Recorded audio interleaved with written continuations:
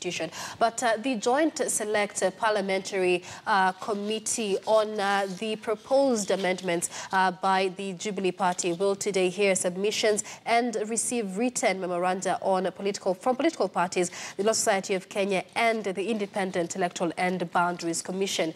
Yesterday, it heard from the Kenya Private Sector Alliance Sector for Multi-Party Democracy, as well as the Kenya National Chamber for Commerce and Industry, which appeared before the committee and called for stiffer punishment for poll officials who collude in bungling the elections. We're now joined by our parliamentary reporter, Patrick Amimo, to put this into perspective, joining us from our city centre studios. Patrick, we are expecting submissions from the Independent Electoral and Boundaries Commission on this final day of submissions. What are we likely to expect from IEBC? Thank you, Michelle. This particular day has been set aside for institutions from the look of things, because for the first 2 days were just for individuals and some one or two, about 5 institutions that came on board to present their views.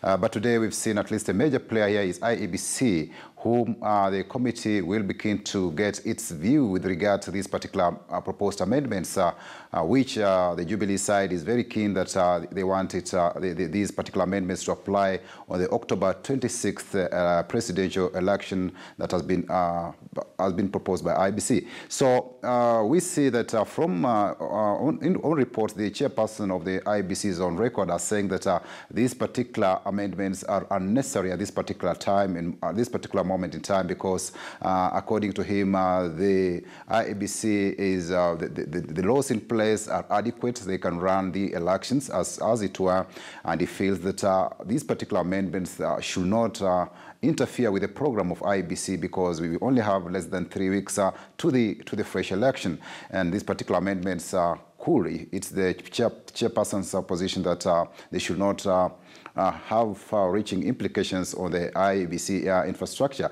But then that argument, we'll wait to see how it's the IEBC proposes it on the floor, on the committee when they appear before it. I'm not in the picture to know whether it will be the CEO, Ezra Chiloba, will appear before the committee, or it will be the chairperson. That one we'll get to know once the sittings begin at 9 this morning. The other invited institution is the Law Society of Kenya. We had to get its ideas on how it's on these proposed amendments, and also the churches are being invited. We expect the National Council of Churches of Kenya to come and present their ideas before this particular committee. But as the committee continues to gather information or various views from the public and institutions, we've seen the envoys come out clearly and say that these particular amendments should be shelved and not be engaged with at this particular time, because they have the potential of causing tension across the country. We've also seen the EU, European Union Observer Mission, argue that this particular amendment should be done away with at this moment, because according to them, they feel that such amendments on the election laws should be done at least a year to the election, and not just when we are faced with an election as the current situation in Kenya is. But we've seen the Select Committee come on board and rubbish these particular suggestions from the envoys and also the EU Observer Mission, saying that as Parliament, they'll continue with the legislative role, because they think they don't need to be advised by the West or any other person, because they say that Parliament should continue with its legislative role. We've seen the chairperson has also been at pains to explain the legality of this particular committee, the ad hoc committee, given that we've seen the opposition NASA say they've termed this particular committee as an illegality, which has been set because according to the opposition, they say that the requisite committee that would have been that had the mandate to listen to these particular amendments was the Justice and Legal Affairs Committee. As at now, the House committees are yet to be constituted. Both from the Jubilee side has not come up with its list of members to various House committees. The same for the opposition NASA. The only committee that has been constituted by the Jubilee side, which is that of the House Business Committee, that's the only committee that is operational now, but without the benefit of members from the opposition NASA. But other committees, like in the National Assembly, we have 29 committees. all are yet to be formed. Either by the Jubilee side is yet to propose its list of members, and the opposition. And maybe this is also due to the fact that the Committee on Selection is yet to be appointed and approved, which will now nominate members to the other committees. But we've seen the chairperson say that they'll continue with their work. They have invoked the standing orders of the House that gives them authority to have a select committee or an ad hoc committee to carry such business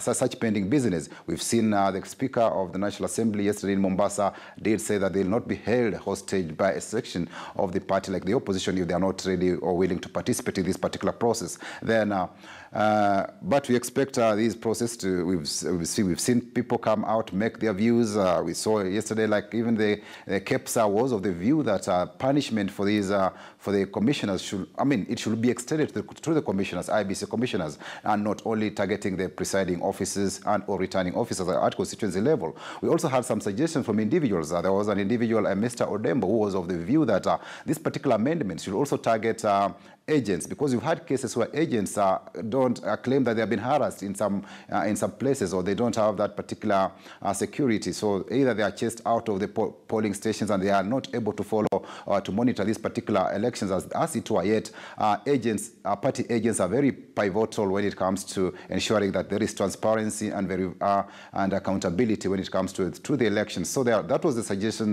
from Mr. Odembo to the committee, that they can consider also ensuring that party agents are insulated against attack, so that we have them represented in all polling stations and ensure that the election process is free, fair, and transparent. We also had suggestions on the constitution or the composition of IEBC, because these laws are proposing that at least a minimum of three can make a quorum. And it was a majority view that this particular provision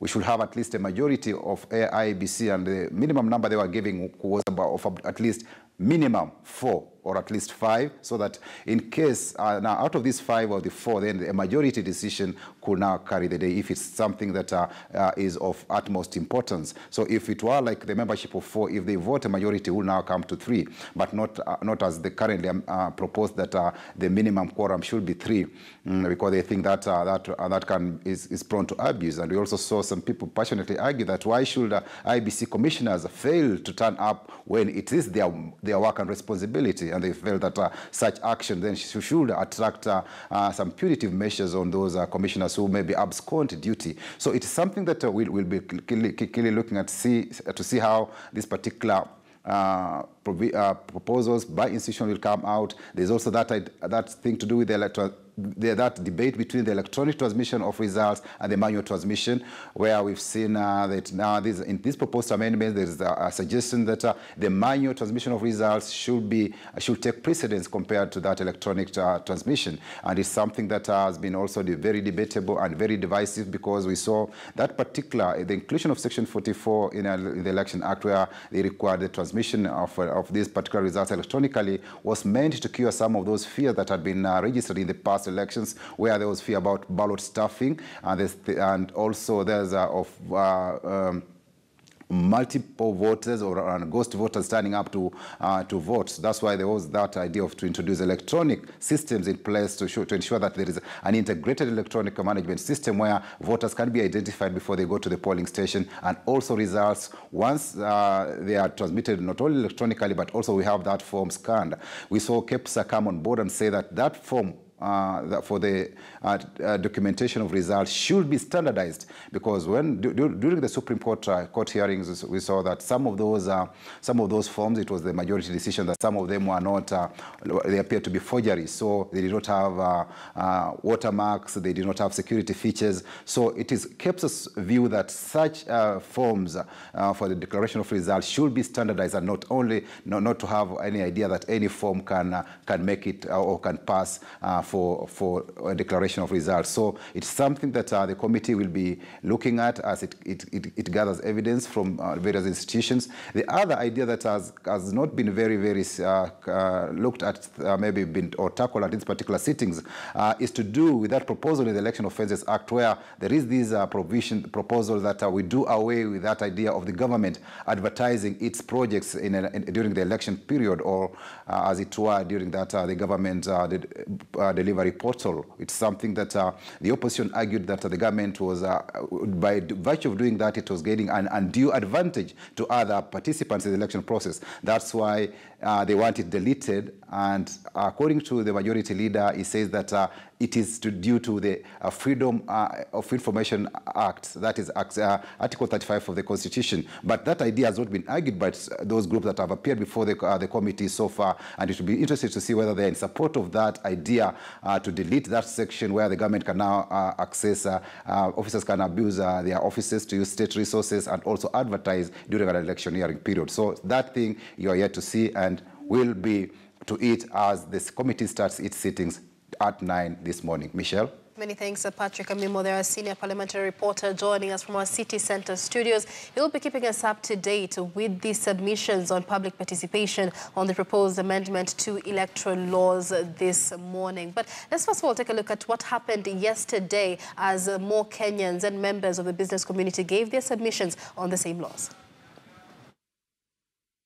Again, as we said, our submission was very restricted to areas we felt we could add improvement, but areas of also support. So we do support a lot of the amendments done, but what we have looked through is how do we improve those, and also looking at long term. Kabla ya kuamua kuanza kuweka sheria ambazo tunaamini ya kwamba zitaweza kutusaidia katika uchaguzi ambao ni wa baadaye, bila kujua iwapo koti imesema kwamba uchaguzi haukufanywa kwa mujibu wa sheria, tatizo lilikuwa wapi?